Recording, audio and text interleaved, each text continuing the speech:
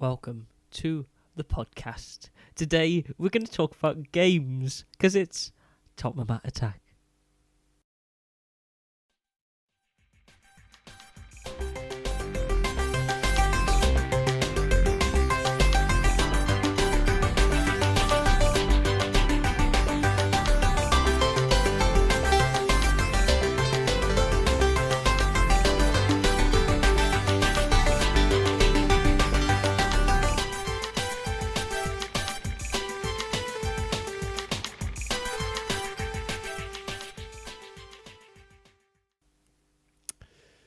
Not sure what I think of that. You don't think Again, you don't like it?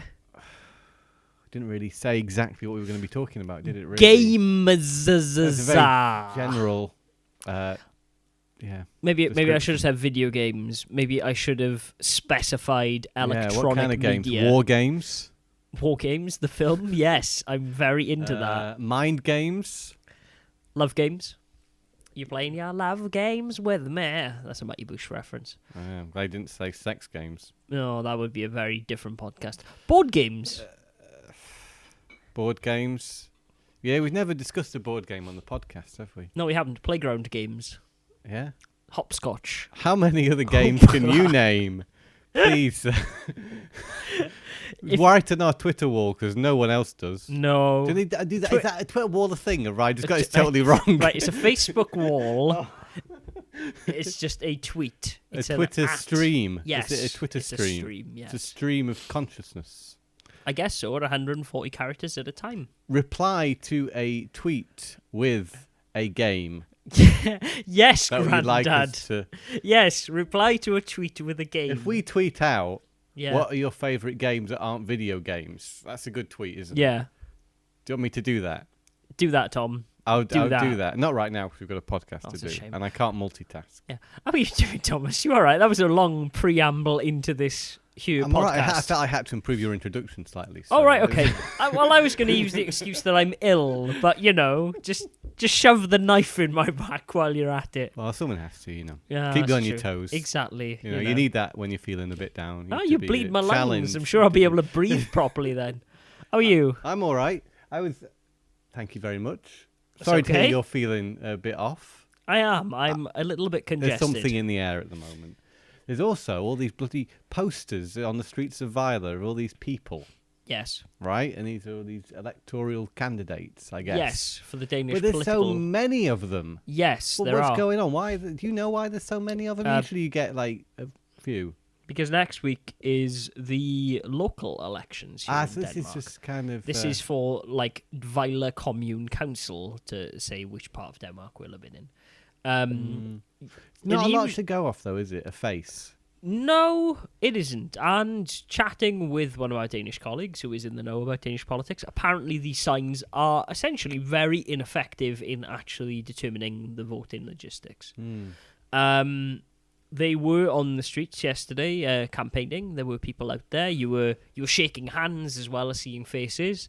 And they're also doing some stuff in the local area to say, hey, this is who we are. We will tell you about our political party. What do you think about it?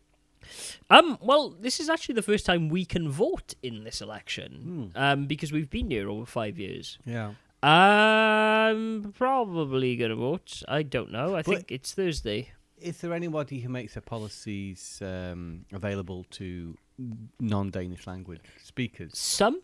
Yeah, some parties do. They should do, really, because there is quite a few people who would like to maybe feel more a part of the country who don't quite have the language down. No.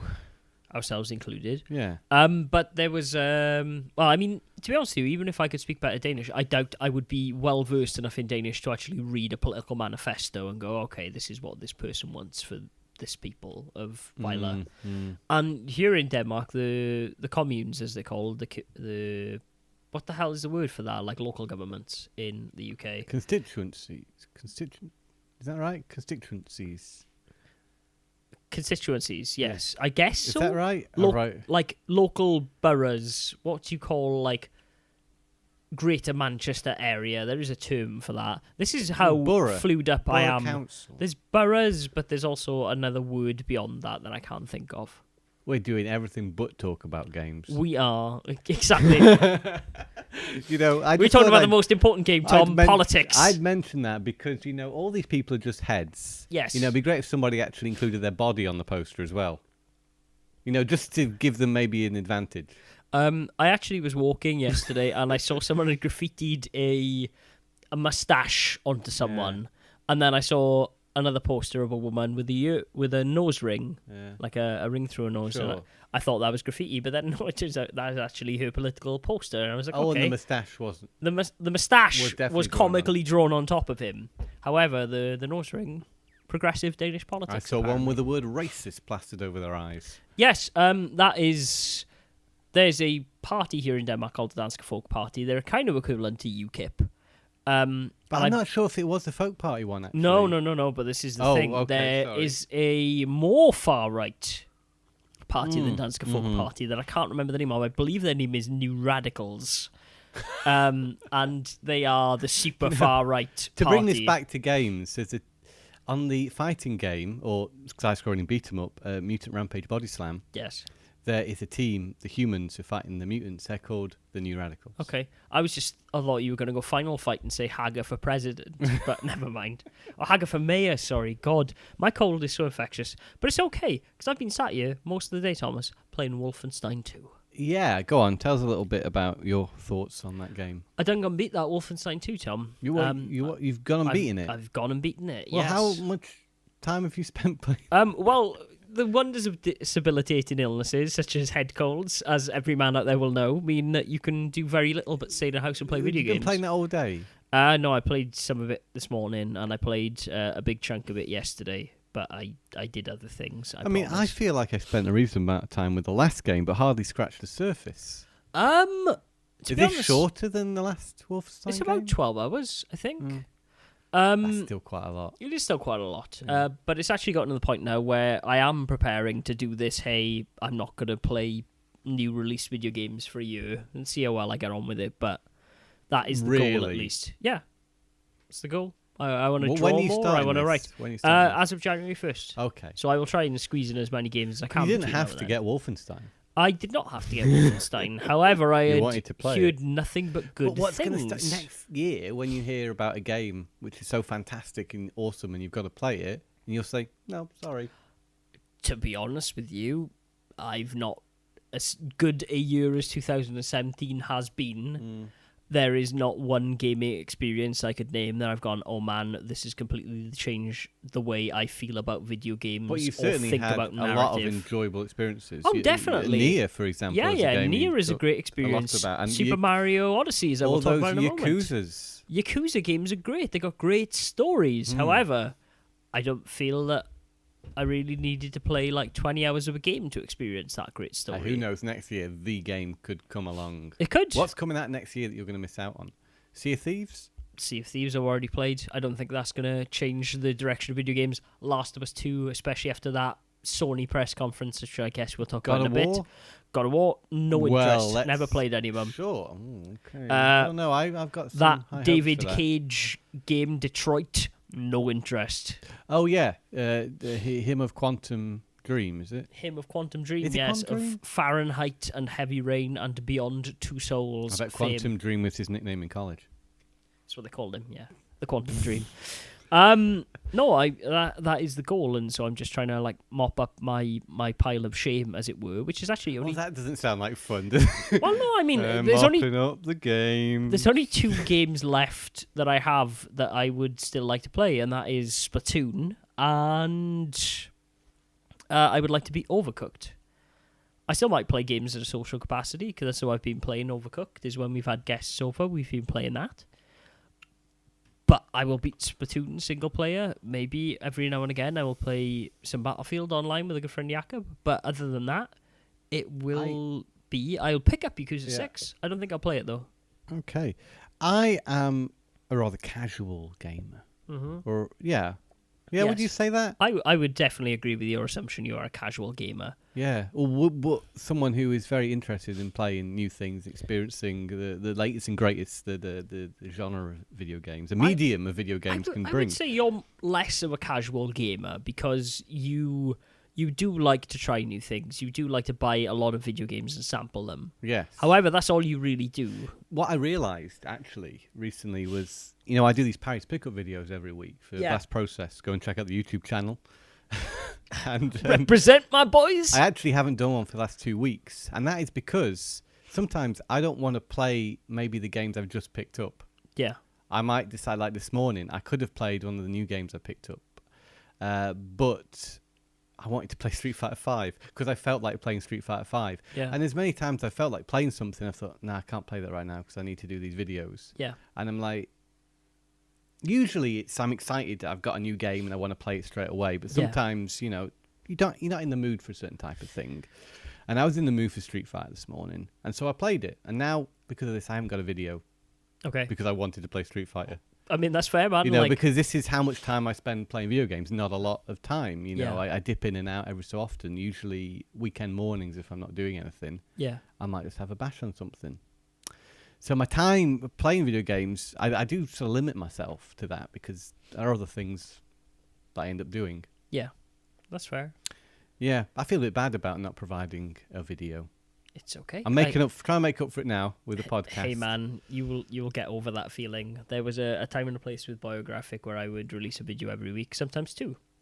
And it got to be too much, and I started not getting as much enjoyment out of doing videos because I was having to crank them out, and I felt like I didn't have much to say about certain things, and I was having to do it because of a video and deadlines and all this kind of stuff. And doing something like playing video games is not something you should see as a chore. No, definitely not. They're for fun. Yeah. They're for escapism.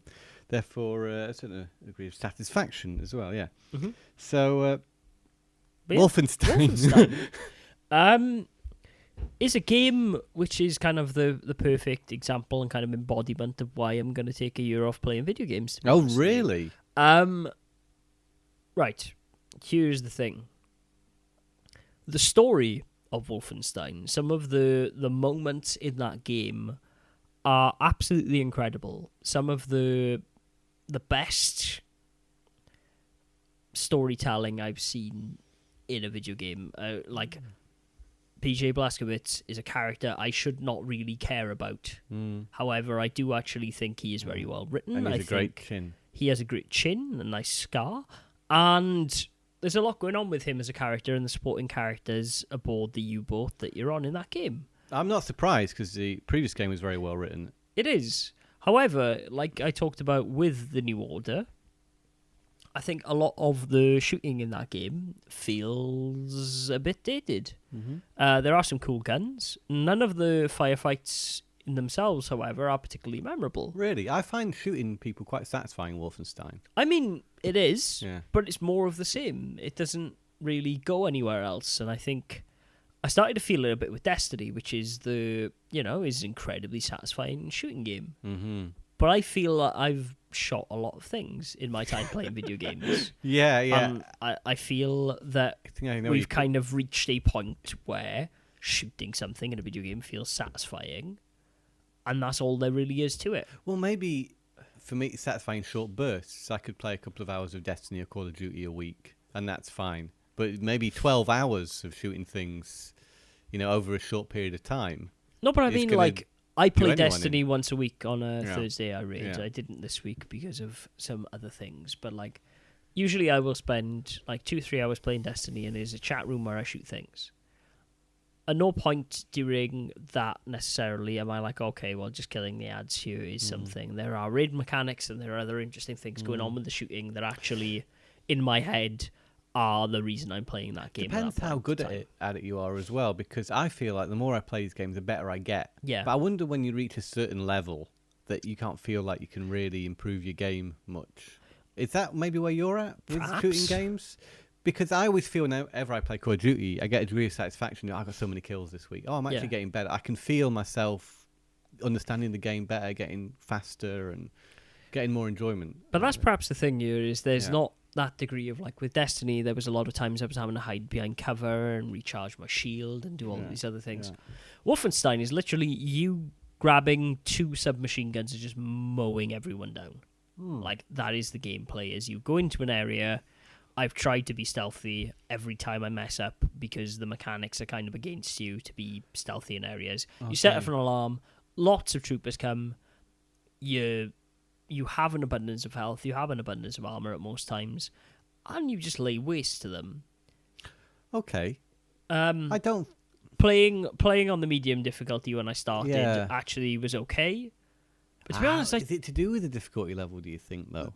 But I just got bored. Like, playing it with a game as like, oh god, I've got to be really tactical with which people I shoot and going behind cover. Like, it bored me even more than playing it on easy, which I eventually switched it to. Because you just had more fun mowing people down. No, the narrative is just so bloody good that I wanted to see the story, and that's what kept me going. So oh dear. But the game in between, for me, to be honest with you, this has kind of been with a lot of games I've played recently, has been neither here nor there. Obviously, I got an immense degree of satisfaction at some of the stuff in Nier, but by the third time playing through that game, I was like, okay, cool, I can jump dash and I can do this and I can do that. Games aren't always the greatest medium for telling stories. No, they're not, and this is something I've started to realise. Yeah. I won't say too much on the story of Wolfenstein. I do recommend you play it because it is a solid game. It has got an incredible story, and there are moments, and you will undoubtedly have heard this if you listen to any other video game podcasts, where that game just does some weird, amazing shit that you would never see in any other video game. There are super, super interesting moments. Yeah.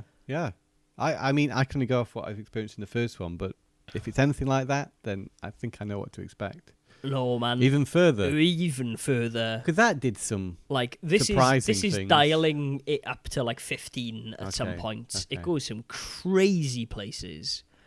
And I love that about it. It honestly, like, it's a great story. Unfortunately, it does set the game up very heavily for a third installment in the Wolfenstein series. And to be honest with you, I'm going to have to ask myself whether I play through that or whether I watch it on YouTube. Because as good as this is, I've come to a point playing video games where I really like the story, but as you say, I don't think video games are the best medium for telling these stories. What new gameplay mechanics does it bring to the table, though? Not a lot. Not a lot. Same guns as the first one or two new, like a small pocket grenade launcher and a few other things. But nothing you've not seen in a video game before, I don't think. Okay. What gadgets and things? Got new gadgets? You get some new gadgets, but I'm not going to talk about them because they're slightly spoilery. Oh, okay. But you get the ability to like ram through walls or go through smaller spaces or jump higher. What about the decision making in the game? Because the first game had moments where the story would take a different path depending on decision. There are no decisions to be made in this game other than saying whether you chose Wyatt, the kid, or the Scottish guy that I can't remember the name of at the start of that game. And that's very much right at the start. You pick who you killed in the first Wolfenstein to carry on this story. Oh, okay, because I'm thinking of that instant where you can rescue one of two people. Yeah, that's what I'm saying. Like the game bridges off of that point again. Oh. So the first thing you do in that game is essentially like previously on Wolfenstein. I couldn't remember who it was you were saving. It's been so long ago. It's Fergus is the Scottish guy. Yeah. He's a grumpy old Scottish dude. Or there's like a young-faced guy called Wyatt. I chose Fergus. Apparently Wyatt's storyline is a lot more interesting, and apparently all of that trippy LCD stuff is through Wyatt because I never saw any of that. So maybe I thought that was a bigger thing than it actually was in the game, that there were several of these key decision-making moments. In the first game, that was the only one, and then the second one follows that branching path here. And one of those branching paths, so again, you get to choose. Yeah, but apparently, I mean, they're very different things, like they're very different scenes, and there are some moments in that game that I don't think would have happened or would have happened at all without Fergus in my case. Yeah. Because some very specific things happen to that character that, from what I know of the Wyatt playthrough, from what I've seen in trailers, don't happen to him. So there's a lot of game there, you know. Oh, definitely. Should you want to go through it again, then you have got another path that you can take. Yeah. 100%. But honestly, like, I feel like I'm selling this game short. Do you think it might be too much? The game might be too long? not necessarily. Because the storyline maintains your interest throughout. No. To be honest, I felt that Wolfenstein: The New Order was too long. I believe that game's about 15 hours, and 'Cause I think that's also an issue, games being too long. I felt a high degree of fatigue with that game. Yeah. I don't think this one is, to be perfectly honest. Well, I just that's think it's good. more of the same. And that's not necessarily what I'm looking for in a video game anymore. I believe as time goes by, Yeah. I do not want to just run through people and mow them down so I can see the next So story is it cutscene. a worthy sequel? Definitely, it Yeah. improves upon a lot, I would say. Like I said, it's more considerate of a player's time. There's a lot of quality of life stuff, like reloads are faster, and I believe the guns feel a little bit better than they did in the New Order. And obviously, it looks great. But like I said, for me, the main reason to play this game is the story and experience in that. Okay. Yeah, it's good. Cool. So that's a thumbs up, but maybe you've had enough of this genre, or Yeah. I think that's probably right. Honestly, like I said, I feel like I'm selling this game short. I think it is a very good game. I do honestly you're believe. going to get a lot of fun out of it. But maybe you personally, Yeah, I'm kind of yeah, maybe a bit tired of AAA games. okay. You want something more innovative, more different, sort of more revolutionary. Yeah, I'm looking for just something I haven't experienced before. And I feel that regardless of how good the story is here, I feel that it is just more of the same shooting. Okay. Like, it is incredibly polished and the storyline is great. Yep. But I don't feel like I got anything I think new that's out of it. fair other than the enough. I story. can see where you're coming from there. Yeah. Yeah. I've been playing through a story mode Oh, really? of Street Fighter V. Oh, great. Okay. Okay, so what I'll say about that is, first of all, it's very interesting, this new trend of forcing in some reasonably long story modes into fighting games. Yes. Developers seem to think that's what people want out of a fighting game, a story mode. Yeah. And I don't think the two things really gel. Right. Do you? Really? I thought the stuff they were doing in Mortal Kombat was really cool. Mortal Kombat was the first instance where I thought, this is rather effective. Yeah. But I can't remember for the life of me what was going on in that storyline. And it's a similar thing with Street Fighter. You know, some of the character interactions are cool. You know, some of the cutscenes are quite fun to watch because you learn a bit more about the characters. It gives them a little bit more depth than some of them actually already had. Yeah. But actually, if you do read into a lot of the literature around The Street lore. Fighter and Yeah, the comic books, then there is actually quite a lot of There's tons depth of it, to the but it's characters. incredibly convoluted. Yeah. But you get a little bit of this in this game, and it's fun to see the characters interact with each other. And it's basically a setup where Bison needs these, they're like keys, they're chess pieces. Yeah. And, of course, as the Street Fighter gang, you've got to get them before Bison does. Yeah. But there's two factions in this game as well. There's the regular guys, the classic Street Fighter characters that we all know and love. And then there's another group, which Rashid's in there, one of the newer characters. Yeah. He's a sort of in-between character, which connects the two groups. But Jory, is it? Yes. Yuri, sorry. Yep, that's correct. And this Russian woman and, a couple of other newer characters. They're in another faction. You don't know if they're good or bad, or they want to get rid of Bison, but they might want to get rid of them just to replace him with someone even more evil. Oh, okay. Okay, so Rashid's sort of stuck between the two groups. So, you know, it's okay, the storyline, but it's just a little bit, maybe not as engaging as it could be, because it's a fighting game, you know. It's not about one particular character. It's you're jumping between so many different characters, so you never really get connected to any one thing. And the fights are just easy. Yeah. I don't know if there's a way to... There probably is a difficulty setting for the story mode, but that's not the idea of the story mode. It's to tell a story, not to provide a good fighting game experience. So you end up just filling in the gaps. Yeah, that's where it's kind of at odds with itself, though, right? Yeah, it really is. Mortal Kombat does that better because there is a substantial challenge in the fights in the story mode. Yeah. Street Fighter, you can skip the fight if you want to. Really? You can pause it and skip the fight. Wow, okay. That seems a bit odd. Yeah, so it's not about a challenge of progressing. It's just about showing a story and then saying, well, you can fight here and there and creating instances where it makes sense for you to fight. Yeah. I do really like the gameplay of Street Fighter V.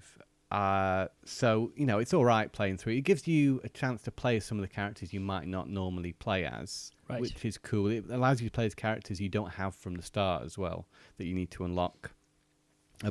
Thankfully, Street Fighter, you can do that with points rather than spending money. Yes. But you do have to have a lot of points. So in the end, I can't blame someone if they really want to play as a character to actually going out of their way to buy one. Yeah. I actually bought the Street Fighter 2 soundtrack that you can play the levels with Street Fighter 2 music. All right. Okay. I thought for £3.50 or whatever it was, that's as much as a pack of Pokemon cards. Yeah. I thought I'd probably get a little bit more enjoyment out of a pack of cards. Out of this than a pack of cards. You know what I mean? Fair enough. But yeah, I don't know if it's the right place for story mode fighting games. And this one was a bit. The Tekken one also was a bit. It definitely had more of a challenge. Yeah. But in the end, it's like they're long as well. And I heard some people actually were a bit disappointed with the length of them. They didn't think they were long enough. Yes. But I don't think you can maintain that interest when all you're doing is just fights every now and again. I don't know. I mean, there is a particular kind of gamer who just loves to play fighting games, and you are one of those. I do, but the fights have got to be interesting, and I'd rather play against a human opponent than do this. Yeah. Or I'd rather have a quick blast through in 20 minutes on arcade mode for my fix. Yeah. I don't want to have to sit through hours of story to get. It's not. You don't play the story modes to get your fighting fix. You play them because you're interested in a story. Yeah. Yeah, because the majority of time you're not playing the game, you're watching the game. So you might as well just watch a film. Yeah. And then you might as well play the arcade mode later. I mean, do you know what I mean? Yeah. No, I definitely know Because that's what you mean. do when you see a film and then, I really enjoyed that. Now I'll play the video game with the film. And you don't necessarily want the video game to just tell the story of the film because you just watched it. You just want to reenact those moments in the film that you really enjoyed. Like an arcade, like Star Wars Arcade, for instance. That's a good way of experiencing those Star Wars things. Yeah. So that's just how I feel about story modes in fighting games. I mean, the writing's never been great. I can't say to you, oh man, what about this? What about that? Like, Mortal Kombat for me seems to be the way to do a fighting game story I've mode. heard Injustice 2 has a very good story mode. I've heard that Marvel vs. Capcom, Really? the new one, has a pretty interesting story mode. It's supposed to just be light-hearted and very self-aware. I do find it fascinating, though, how there's been this move towards story modes in fighting games, as opposed to having just a standard arcade mode. Is it just what people expect out of a video game? It's kind of always been there, isn't it? I mean, it is an arcade mode, but you've always had an ending. You always felt that you were fighting towards an ending. And I like that. Resolution. One cutscene that you earn at the end, Yeah. is fine for me to tell as much of a story as there is there about. And if you want to know more about the characters, watch a Street Fighter film, read a Street Fighter book. Yeah, exactly. Don't make it so the game is the story. I mean, I don't know. should you have to go outside the game to understand why Nash and Guile have a relationship? You know what I mean? Like, should that be spelled out for you as someone playing that game? Yeah, I guess it does give you the opportunity to expand upon those things within the game, because you might not necessarily have, wanted to go out your way to read a book or something about it. And I've not been hating the Street Fighter V story mode. You're just not that big on it. I just don't think fighting games and story modes really mesh that well. And there are other ways of telling stories. It's just trying to relate it back there to what you said there. Is there a world in which you think fighting games could have a story? What would a story mode in a fighting game be for you? I think you'd have to have something more than just one-on-one fights. Okay. I think you might have to have different situations, different criteria for winning that will make it more interesting. Okay. Perhaps. The stakes have got to be higher. If you win this match, it means more. Maybe some decision making, maybe some branching paths depending on who wins. Depending on who wins. Yeah, that'd be cool. You might not necessarily win, but you can still continue the story. You have to hold off Bison while Chun-Li escapes, so you are just pretty much, you're not trying to kill him, you're just trying to block and try and counter or do whatever. Yeah. Street Fighter does try and do a few different things. One bit, you have to beat up a policeman. Okay. It's one-on-one fight with a policeman. This policeman's come to arrest Cammy. and you just beat him up, but he doesn't fight back really. Yeah. So it kind of feels a bit pointless. Okay. Because there's no challenge there. Interesting. It is interesting to experience. I'd say try it. It was free addition to the game, which should have been there to begin with, of course. Yeah. It looks nice. The cutscenes are good, and everyone's got massive hands. Yeah, I've heard this. Yeah, I don't know when the hands got so big. I can't remember in Street Fighter 4 everyone having This was such this big was a big hands. thing about Street Fighter 5. I remember everyone commenting on this when the first trailer was released, when they were making the list of just like Ryu's massive hands. Also, there's some clipping, which is a shame, with some capes and some fabrics. It's quite a lot. It's quite noticeable. I usually wouldn't pick at things like that, but it is really noticeable in the cutscenes when characters interact as well. I had one or two clipping moments in Wolfenstein when you're in like a capsule and you try and reload, and then it just looks like you're putting the gun through your face and through the wall. And it's like It's not the worst clipping I've seen in a game, because some games, just don't pay any attention to ironing out things like clipping, do they?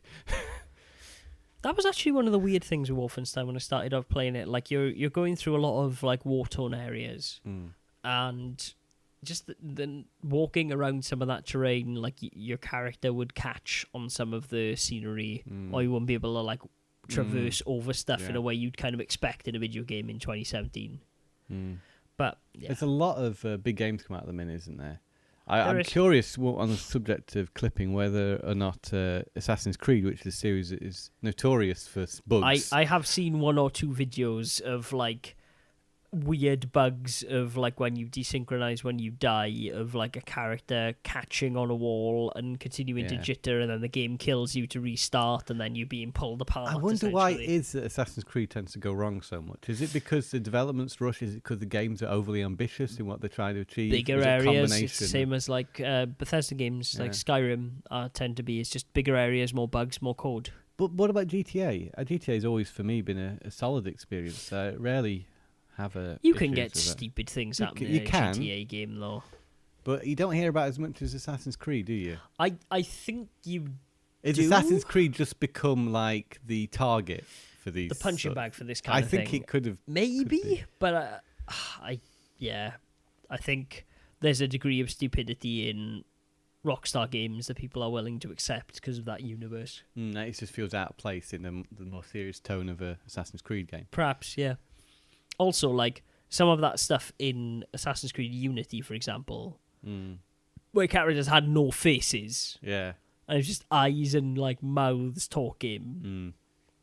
You never hear about stuff like that happening in either Bethesda or Rockstar games. Like, some of that is just fucked up, and I believe that's why they took 2 years off now to make this one. So there should be less of that in this new game. You'd hope. Because they've had more time. So it's a question of time and rushing things out for release dates. Yes. Yeah. And then patching it later. That old chestnut. Yes, that old chestnut. Which Street Fighter 5 was also guilty of, but in terms of content, I think that was. Yeah. I also played some of that Super Mario Odyssey, and I really like that game. Long-time listeners of the podcast will know that I have a great distaste for Super Mario 64. I played that game later. I just find it strange that anyone could have a great distaste. There is something about how that game looks, something about how that game controls that I just really don't like. I think I'm just won over by the joyous atmosphere, the music, the colours, the solid gameplay, to be honest. I hate having to go into a world, getting a star, being kicked out, and then having to go back in. Okay. There are some very unintuitive things about that game. I will give it the benefit of the doubt. It was the first 3D platformer of its kind. And the camera can at times be a little bit, uncooperative. Oh, Jesus, yeah. Like, that goes It's not the worst camera I've ever used. Which just says something about it because of the time when it was made. True. That they managed to get it that good. Yeah. I mean, as I've always kind of laughed about, like, I preferred Banjo-Kazooie. It's an improvement. It takes that and sees what it, maybe struggles with and improves on it. Like, for example, when you get a Jiggy, you're not thrust out, are you? No. No, you can just go and get another one. Yeah. That's right. There are some definite quality of So, life improvements. Is in Odyssey Banjo. the game that Super Mario 64 should have been? Well, I mean, to be honest with you, everyone has always told me, like, oh man, you need to try Galaxy. Galaxy is an absolutely incredible game. And don't get me wrong, I played the first hour of Galaxy, and I was very impressed with that game. I've had similar experience with Galaxy. I played more of Galaxy 2, actually. Yeah. 'Cause that's the one I got first. And, I played a lot of the game and was thoroughly impressed with it, but there was something about it that didn't keep me playing. I Okay. don't know what it is, really. But I played through all of Mario 3D World. I found that to be a very concise little package. Yeah. Whereas maybe not so much with Galaxy. Yeah. And I mean, I understand people are probably at home shouting into the bus where they sit and listen to this podcast going, madness, madness! I think what's there in Galaxy is amazing. It's just, I don't know. I wasn't compelled to play it through to the end. No. And I was with 3D World, which I'm sure many would say that is not as good a game as Galaxy. I like 3D World. Obviously, like, for me, the best Super Mario 3D game, it's 2.5D, was the new Super Mario Brothers on the DS. I really enjoyed that game. The very first one. Yeah. It's more of the same. And then obviously they expanded upon that within the Wii release and on the Wii U. And the sequel on the 3DS. They're both all very good games. And for me, I was like, okay, this is how I want to experience 3D Mario. Like, I've never really had that much going on with a full 3D environment. You enjoyed 3D Land on the 3DS? I enjoyed 3D Land. That was good. Yeah, I thought that was well. good. That was my first 3DS game. Yeah. No. Oh. But the playing Odyssey honestly was a joy. I really like you would expect a Mario game to be. Like you expect a Mario game to be. But just Cappy, the general mechanic of you essentially merging Mario and Kirby. You throw your hat onto something, you become that person, you take on that character traits. Really allows you to play a Mario game in a different way. You're still going around, you're still butt stomping bosses and killing enemies by jumping on their heads and things. But it is a big sandbox environment that have a lot going on in them. And there is so much instant gratification to be given in getting the moons. And sometimes you feel like a genius, because sometimes you're like, oh man, like, how the hell do I do this? Okay, I've got to go here, I've got to jump on this, I've got to backflip, I've got to do a butt stomp so I get some higher elevation. Oh, I got it. Yeah, is that similar to... It sounds like similar to the feeling I had when playing that new Zelda game, Breath of the Wild. It is. Breath of the Wild makes you feel very clever as well. Yes. And especially since there isn't just one way to do a puzzle. Yes. And this is the same with this. You get that same feeling of shrines, but that is the entire world. Yeah. This is the Breath of the Wild of Mario. It doesn't do that much that radically shifts the series in a new direction, I would say, is Breath of the Wild. From that regard, that Breath of the Wild is technically a more impressive game. That being said, this is just a good time all round. I have very, very little, if anything, to critique with this game. Yeah. And that's saying something. At a time and a place where I feel like I've played a good degree of 3D platformers. I feel like I've played a good degree of most things. Yeah.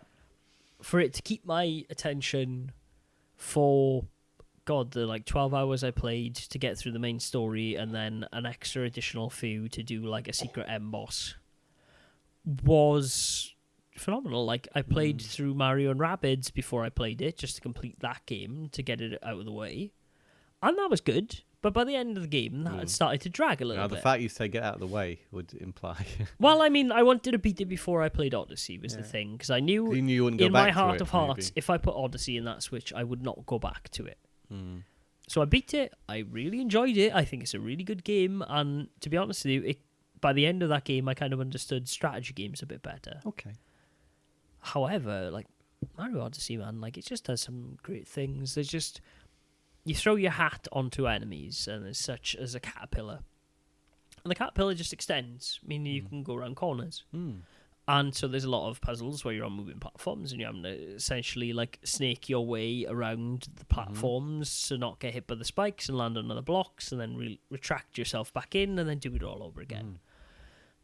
That make you play a 3D platformer in a way you've probably never played a 3D platformer before. Ooh. When you say that about Wolfenstein, I would that love you to play say a that shooter about in the way Wolfenstein. you've never played a shooter. But it does some great things. I think the story is, it is a Mario story. They subvert your expectations a little bit towards the end of it, but I won't say what The princess is kidnapped by Bowser. She is. But Bowser has now arranged a marriage. He has. He wants to Which marry is her. more than he's gone.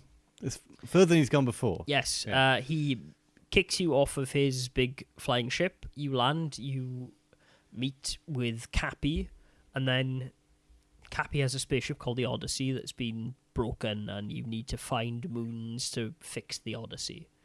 Ooh. So you find yourself going... That reminds me of Galaxy a bit. 'Cause Yeah. you're on a spaceship on that, aren't you? I think so. Yeah.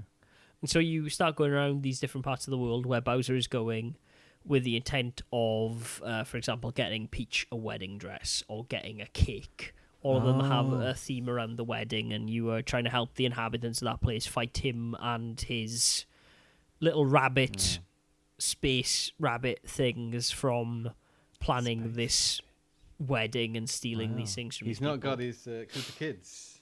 He's not got his Koopa Kids, but they feel very much in the same vein as the Koopalings. Yeah. Even some of how you fight them is like they go into a hat and spin around, or they spew up poisonous stuff, and it feels very much like the 3D World fights for a lot of it. Yeah, but I guess it's good going down a different direction with this. Yeah, one. We've done that a few times. As playing as Mario, you do experience these fights in the same way you usually would. 3 times on the head, and they're done. Yeah.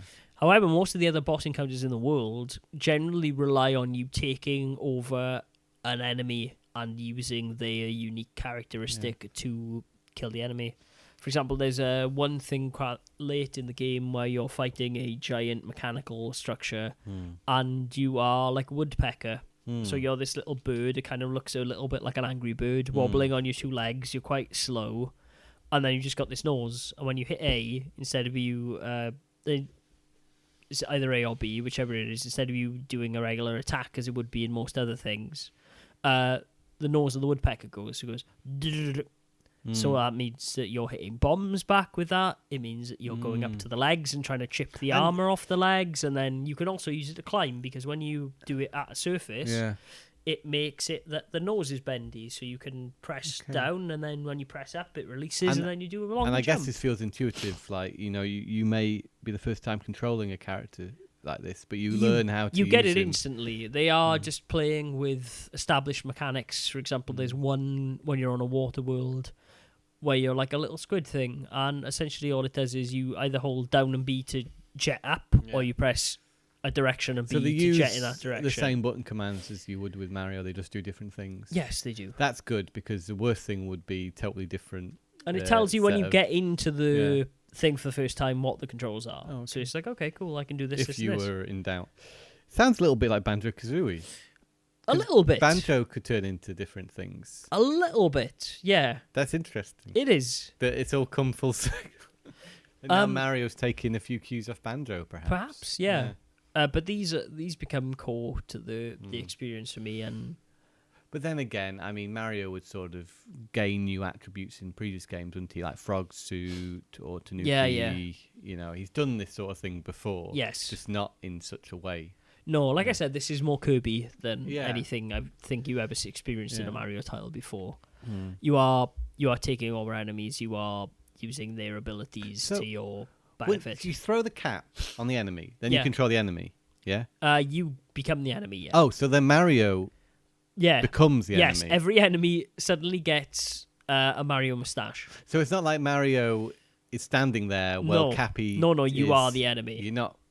Yeah, okay. You throw the cap with Y. The cap lands on anything's head that hasn't got a hat. And then Mario's kind of sucked into its. Yes, and there's 1 or 2 like cutscenes towards the start. It's kind of him like getting literally pulled into this other dimension thing and going wah in the Mario way he does. Yeah, and then just whatever it is has a moustache. So, for example, there's points where you take over a Bullet Bill, so then you're a Bullet Bill with a moustache and a cap. Or you can become a fire hydrant because you need to flick yourself around New Donk City. So it sounds like there's a lot of different characters that you can take over. Yes. It's not just a handful. It's no. a lot of stuff. It is a lot, yeah. Yeah. Which sounds like a big challenge in terms of developing something like that. Yeah. Yeah. But it honestly, it just makes for a good time, and Yeah. I was very surprised with it. I don't quite think, as I said, I think technically and more from a gameplay point of view of reinventing the wheel, I think Zelda is probably going to be my game of the year. But this is definitely a close second, I think. It's an incredible game. So what do you think of the visuals? It looks great. I only played it on... Nintendo's first-party titles look amazing on the Wii U as well. Yeah. They look great. I only played it in handheld mode because I was back in Wales when I played and beat it. I've yet to plug it into the dock and see what it looks like on a TV. But it looked great. Some of the things that people complain about on handheld mode and some of the stuff I noticed on Zelda, like hitching and the frame rate and stuff, I never experienced any of that while playing it in handheld mode. It's an incredibly well-polished title. About music? Oh, the music's great. I mean, it's a Mario game, man. Yeah. Like that's to be expected, I think. Yeah. I don't think there's a bad Mario soundtrack. Even Sunshine has some incredible music in it. Yeah. I remember the Galaxy games were very much admired for their music. There is one moment that is very Sonic Adventures with the music. I will not say what it is. Well, there's other things that also look similar to Sonic Adventure. Yeah, I think there's a little bit of Sonic Adventures inspiration, maybe. But wow. Yeah. That's good, though. Nintendo aren't afraid to acknowledge certain other things and use them. Definitely not. Fine. But, yeah, all in all, I can't say enough good things about Odyssey. That's great, because I've bought a Switch. Oh, really? Yeah. And I won't play it till Christmas. Okay. I bought it for me for Christmas, yeah. With Mario, because Mario was the game that I wanted. How much did that cost you? $335. Okay. With Mario and the case, Switch case, the red one. Yeah. You see, there is the bundle. Yeah. Where you get the red Joy-Cons, you get a digital copy of Mario, but you don't get a case. Yeah. And that's $330, and I managed to do a bit of a bundle deal where I got the neon Joy-Cons, the physical physical game, Mario, which I wanted, yeah, and then the case as well for just £5 more than that other bundle. So that pleased me, and I bought that online. Yeah, so it'll be delivered to the UK, and I shall play that at Christmas. Okay, it was a bit of a expensive treat to myself, but Mario, I knew Mario had to be worth it. Yeah, yeah, that's fair. Yeah, and now you've just confirmed that to me. I love that. I haven't read any reviews of it. I've only seen like the 10 out of 10s or 9 out of 10s, but I never read much. I just knew that it was going to be good. I love it. It's a good game. Yeah. But it does beg the question, what else do I want on the Switch? Is, because I said this before, buying a Switch just for Mario is like, there's going to be something in the future. I do have a digital copy of Sonic Mania. You do?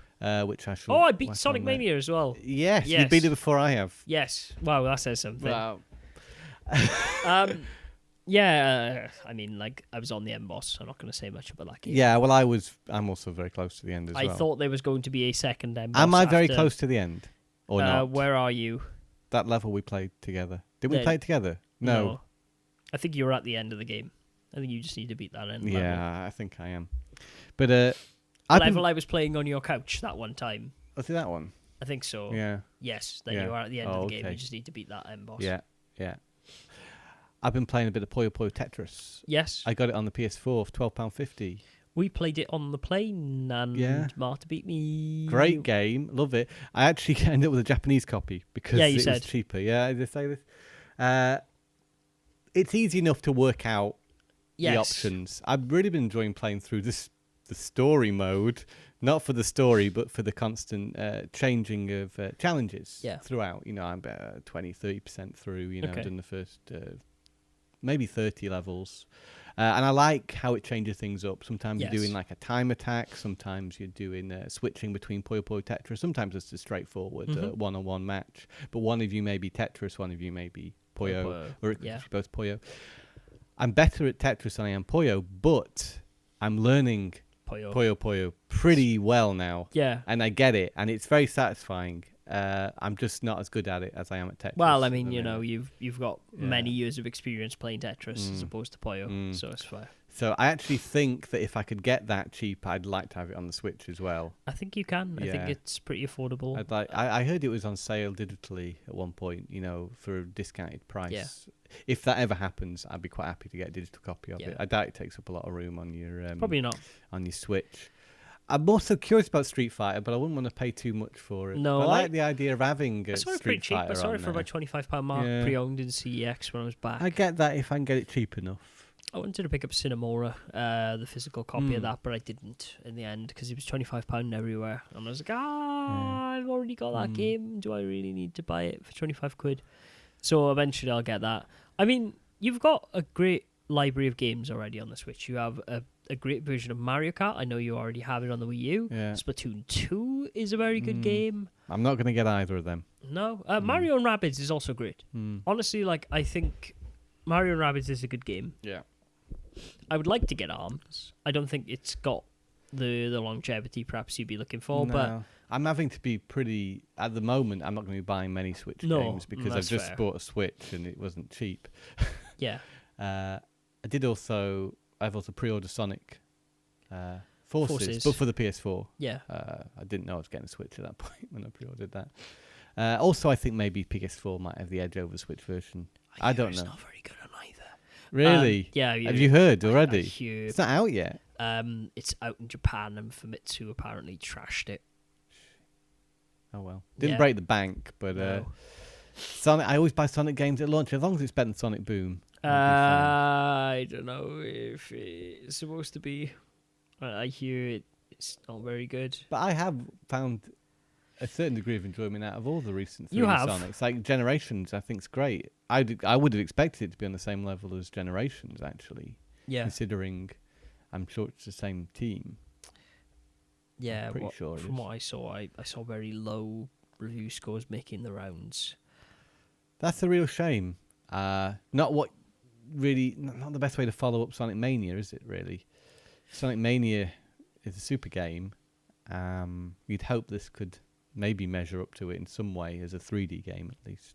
No, well, you'd hope so, right? You'd hope so, wouldn't you? I mean, that'd be great for Sonic. Now it's like, as soon as Sonic's on the rise, Yeah. then Yeah. Apparently, one or two reviews have leaked.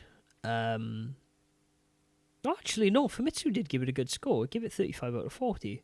oh, what are you on about then? I'd seen that it had got trashed by Famitsu. I just him. Well, that's But- a good but- score, isn't it? It is for Famitsu, yes. However, And for they're Sonic not. games. They're not releasing the review codes, Oh, which generally means that it's probably shit, and they know people are going to trash it when it's reviewed. but not by that review. Not by the Famitsu one, no.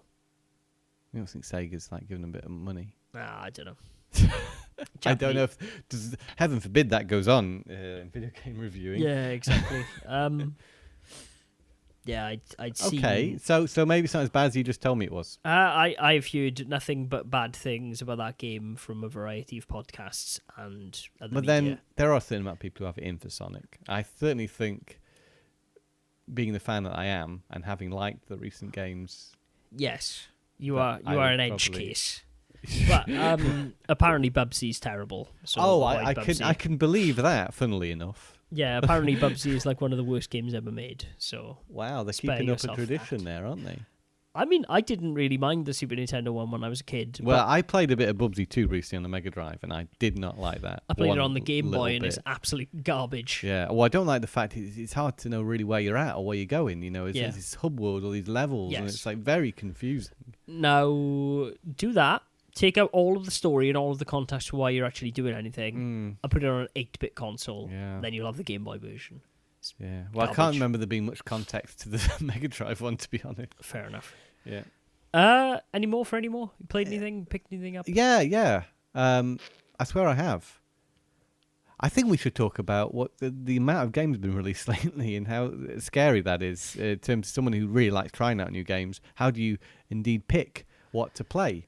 With great difficulty, It as really I found is, out, which is because why I'm kind of burned out on video Inevitably, games. you can't buy everything. You can try. You can try, but you must have a lot of money to be able to do that. And a lot of time. And a lot of time. Time is also the thing, because games, especially with these long story modes, can take a long time to get the most out of. I can say that wholeheartedly, perhaps Assassin's Creed, perhaps Uncharted, and perhaps Horizon are the 3 games that I'm like, I would like to play those, but at the same time, I'm like, I don't We've really also mind. got a new Need for Speed coming out very soon. No interest for me, so that's... But, one.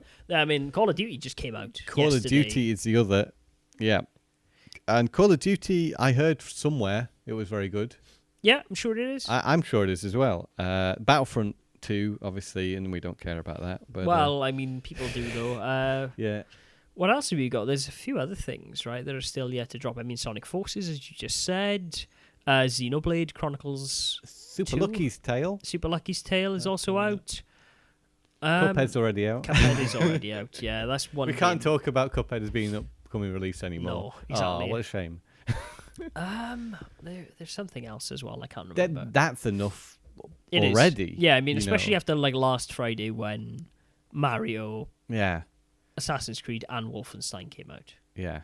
And then Call of Duty's just come out. And then Call of Duty's just come out, Yeah. and then those are the 2 next And Need for week. Speed's next, yeah. Yeah. Lucky's Tale's next. Battlefront as well, right? Battlefront is later, isn't it? In November. I don't think it's coming out at the same time as the other Okay, ones. maybe. Need for Speed's, I think, out on the 10th or something. Okay. Battlefront's out on the 17th, something like that. I Okay. remember. Lots of stuff coming out. I'm going to get Super Lucky's Tale. Yeah. Because it looks like a fun, colourful platformer. But then again, I've just put Mario, so Yeah, I don't know exactly. if I need that so much. But it has been a game that I had on my radar for a while. The last game Cute I would and like to fun. buy and play this year is Pyre, I think. Mm. But other than that, I can't. There's nothing in this release window that's excited me enough to go, man, I really need to spend 50, 60 quid on that. Trying to think if I bought any games recently I can talk about. I picked up a load of stuff while I was back in the UK. I finally got gosh, you Doom did, 1 and didn't 2 for the Game Boy Advance. I picked up Tales of Phantasia for the Game Boy Advance. I got some Game Boy games I was missing, like Spot's Cool Adventure and Ken Griffey Jr.'s RBL Baseball. Gary Barlow Investigates. Gary Barlow Investigates is a great first-party Nintendo title. Yeah, Highly underrated, I would say. Yeah, and a few other bits and bobs here and there, but nothing really to write home about in, oh my god, terms. Oh, wow. Actually, in terms of buying stuff on eBay, I haven't bought anything since we last talked. Wow. That's great, isn't it? But I did, however, I haven't told you about this, go into a That's Entertainment in the UK when I was last back, and I picked up a few Game Boy games, which is totally not what I do, Yeah. but I did. And Oh, I told really? you these were WWF Betrayal Oh, yes. for you the did tell me Game Boy this. Color. Not Game Boy Color, it's Game Boy Color, Boy isn't Color, it? yeah. And then WrestleMania 2000 Game Boy Color. Mhm. That's a black cart, so I guess Mhm. it's both. And then Konami Crazy Racers, Sega Smash Pack, and Sega Arcade Gallery. Arcade Gallery is a game that's been on my list forever, and I remember giving up at one point because it was too expensive on eBay, and I was like, I don't want to spend that on it. I still ended up spending 10 quid on it, which I thought was quite a lot, especially compared to the other games where they were like a couple of quid, up to 4 quid at the most, the other games were, and that was substantially more. Yeah. Some of those games I got for 2 quid. Yeah. Mm. I mean, Game Boy's a pretty cheap console to collect for, fortunately. Yeah, Betrayal's good. The side scroller. Yeah. Yeah, that's quite playable. Yeah, it is. I think it's way forward, isn't it? Or It is someone way like that. forward, yeah. You expect a certain degree of polish from them. WrestleMania 2000 isn't worth it, I am sorry to say. No, even though it's got The Rock looking his eyebrow on the cover. It's in very black and white. slow and awkward to play. Yes, it is. I mean, it is essentially, it's not LJS, is it? It's LJN? LJN. Blame the code. It's the people who made the Warzone game. I can't remember the name of the developer. Is it Acclaim? Really? Because at the time, WrestleMania 2000 was handled by the good developer. No, but I'm talking on Game Boy now. Okay. And it's published by LJN. Right. Oh, I didn't know that. You It know. might. Who knows? Maybe it's just a hard game to pick up and play. But I really didn't have a lot of fun with it. I felt it should be more accessible than it was anyway. Yeah. Konami Crazy Racers is a very solid, polished Mario Kart type game. It is an incredible game. Very good. You can get it on mobile phones as well, apparently. I don't know Really? how different it is. It's fully 3D on the mobile, so it's probably a different game. But There is that. And Sega Smash Pack has Golden Axe and Echo Dolphin and Sonic Spinball on. Oh, really? Which is it's quite actually nice. developed by Natsume. There you go. Yeah, I'm sure it's a different developer. Wow, okay. Yeah. Interesting. I don't know if I need to just give it more time. Maybe I do. No, I hear it's a bad game. Okay. And of course, Arcade Gallery is a very substantial package. It's Outrun, Hang-On, Space Harrier, and... Outrun, Hang-On, Yeah. Space Harrier, and Afterburner. Yes. Very good. Yeah. I mean, before you could get these games on the eShop, this was a fantastic way to play them portably. Definitely. I'm really fond of all those games, especially Hang-On. Yes. Yeah. It's good.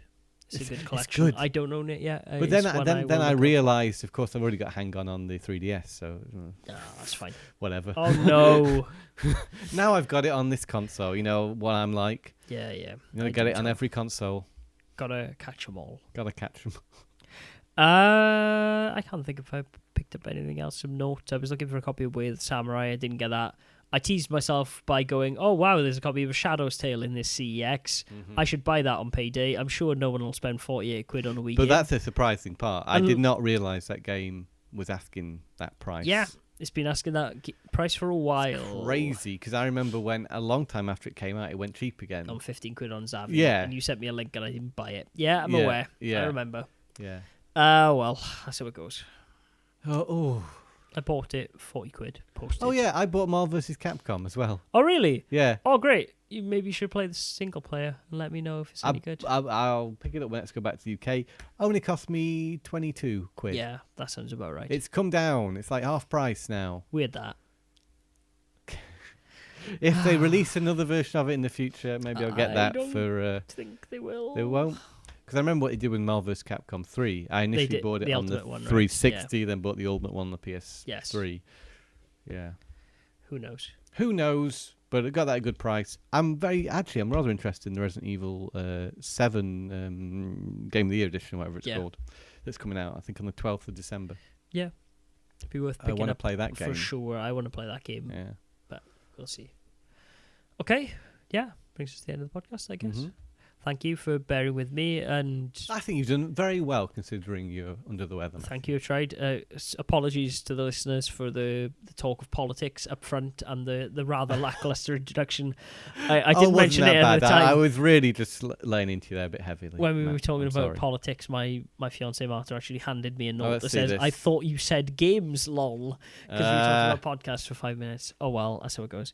But that was an interesting glimpse into Danish life there. Yes. Because we like to do a bit of that on this podcast. We do, yeah. At the moment, at least, from both of us, Yes. it's quite an interesting window into the world of Denmark, The as world well of as video Denmark. games. Of course, Matt will be our Danish correspondent I will, in the yeah. future once I'm back in the UK. I'll be interested to hear all the latest Danish gossip. Man, I want Danish correspondent on my Blast Process profile. You That can would be have awesome. it. Good. It's yours. Good. But until then, you can find us both on Twitter in a variety of places. You can find us I've on got a tweet, yeah. the Tom and Matt Attack Twitter, which is at TMAcast. You'll find me at Game Boyle and Tom Parry at Tom Parry 11. You can find us on Facebook at facebook.com/Tom and Matt Attack, and on a variety of websites such as blastprocess.com and tomandmattattack.com/podcast. Also listen to us in iTunes and Stitcher. While you're in iTunes, why not give us a cheeky rate and subscribe and share it around? Check out Matt's latest board graphic over on YouTube. Yes. Avenging Spirit. On Avenging Spirit, which is a good game. Oh, You should a buy nice it video. Of the eShop. Nice video. Thank you Well very done, much. Matthew. Yeah, I made a very expensive purchase procuring the channel that I will tell you about off the air, Thomas, but it's exciting times. I can guess what it might be. I would assume you would probably know, but I'm going to leave it there in mystery land. Ooh. Okay then, cool. Let's wrap this up. Yeah. Thank you very much, Thomas. And remember, thank you. until next week, everybody at home, to game on. Game on.